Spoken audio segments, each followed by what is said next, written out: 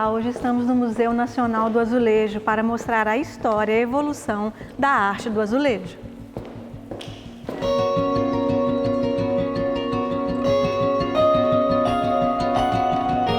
A palavra azulejo provém do vocábulo árabe que significa pequena pedra polida.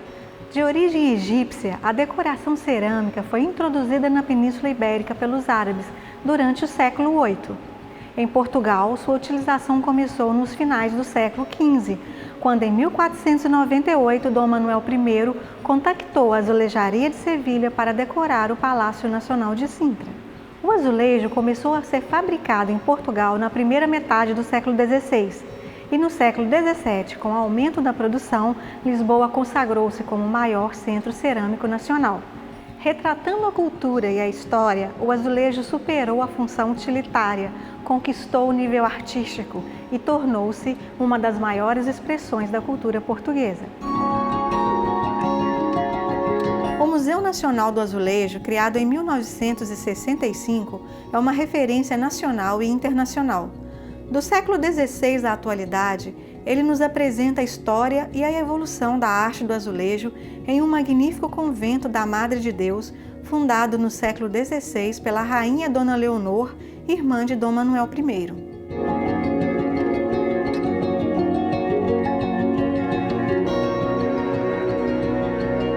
A coleção de utensílios técnicos é composta por artefatos usados na produção de azulejos e cerâmicas tridimensionais, mecanismos de tratamento e formatação dos barros, elaboração dos vidrados, decoração e enforno. A exposição começa com exemplares hispano-mouriscos, de corda seca e aresta, do início do século XVI. Alguns dos azulejos desta sala foram encomendados por Dom Manuel I para decorar o seu palácio da Vila de Sintra. Em seguida estão os azulejos feitos com uma técnica inovadora desenvolvida na Itália, a faiança ou majólica, que tornava possível a pintura direta sobre o azulejo liso, sem que as cores se misturassem durante o cozimento. Esta técnica permitiu a realização de grandes composições figurativas, e foi através dela que a azulejaria portuguesa se desenvolveu a partir dos meados do século XVI.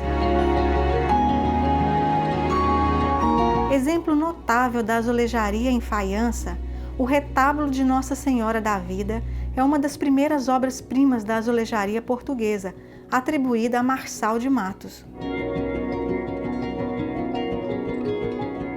As padronagens marcaram a primeira metade do século XVII, o chamado período filipino.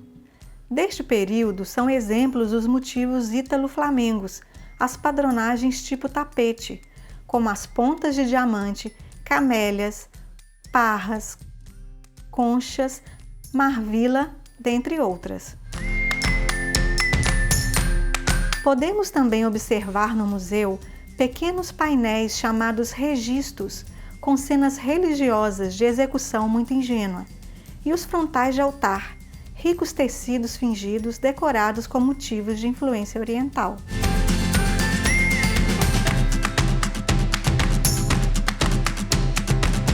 A azulejaria desta época, encomendada pelo clero para valorizar os espaços religiosos, era executada por artesãos e aprendizes. As cores mais frequentes eram o azul e o amarelo. O claustrim manuelino possui azulejos azuis e amarelos designados por enchaquetado rico do século XVII, provenientes do extinto convento de Santana.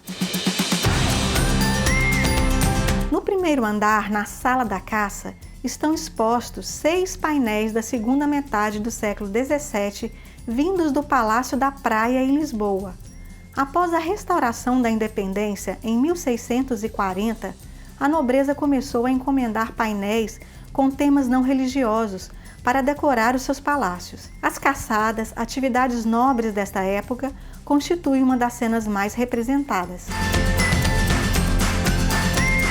Da policromia do século XVII, visível nos exuberantes painéis de flores, passou-se no século XVIII a azulejaria pintada na cor azul cobalto, por influência holandesa e da porcelana chinesa de importação.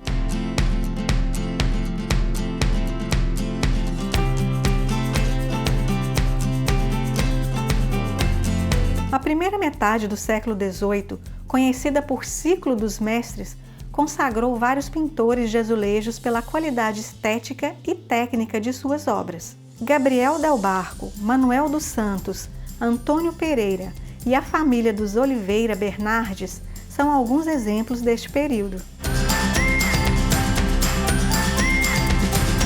A segunda metade do século XVIII foi conhecida pelo ciclo da grande produção. Nesta época, a fabricação de azulejos aumentou consideravelmente e nomes como Teutônio dos Santos, Bartolomeu Antunes e Nicolau de Freitas ficaram bastante conhecidos.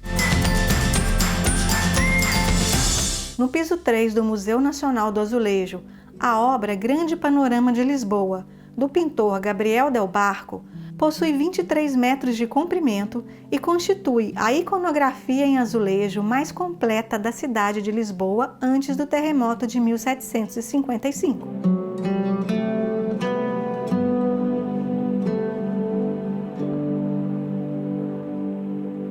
A azulejaria pombalina nasceu após o terremoto de 1755.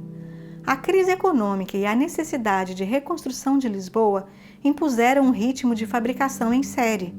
Nos finais do século XVIII, o azulejo deixa de ser exclusividade da nobreza e do clero e passa a fazer parte da burguesia abastada. A história do chapeleiro é retratada neste conjunto de painéis que contam a ascensão social de Antônio Joaquim Carneiro, de pastor a rico fabricante de chapéus. O primeiro painel retrata Antônio Joaquim Carneiro ainda menino, no campo com seu irmão. Já crescido, este segundo painel o retrata ainda no campo. Entretanto, seus familiares já estavam na cidade, trabalhando na fabricação de chapéus. No terceiro painel, ele está na cidade, em frente à loja de chapéus de seu tio. No quarto painel, ele aprende ofício com seu tio Antônio Freire Carneiro. Os negócios prosperam. O senhor Antônio Joaquim chama os irmãos para trabalharem na cidade. Este quinto painel retrata todos eles juntos na chapelaria da família. Antônio Joaquim Carneiro casa-se com uma viúva rica. E neste último painel, a sua ascensão social e profissional, com imagens do senhor Antônio Joaquim dirigindo em direção à sua própria fábrica de chapéus. E terminamos por aqui a nossa visita ao Museu Nacional do Azulejo. Venha conhecer este monumento único dedicado à arte que se tornou uma das maiores expressões culturais de Portugal.